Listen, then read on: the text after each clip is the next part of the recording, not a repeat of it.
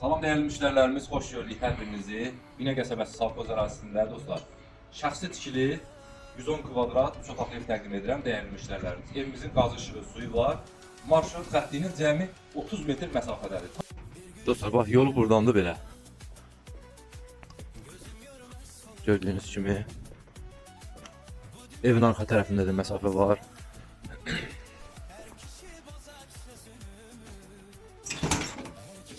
Bu belə koridor sistemidir.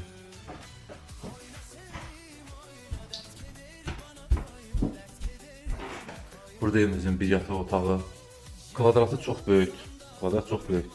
Burada evimizin mətbəxidir. Değerli müşterilerimiz. Burada evimizin qonaq otağıdır. Qonaq otağı çox genişdir. Evimizin istilik sistemi, kombi sistemidir. Değerli müşterilerimiz. Burada da hamam santarı. Qiyməti, bu gözəl evimizin qiyməti 65.000 manata təşkil olunur. Reallıq olsa qiymətdə cüzi də olsa indirim olacaq.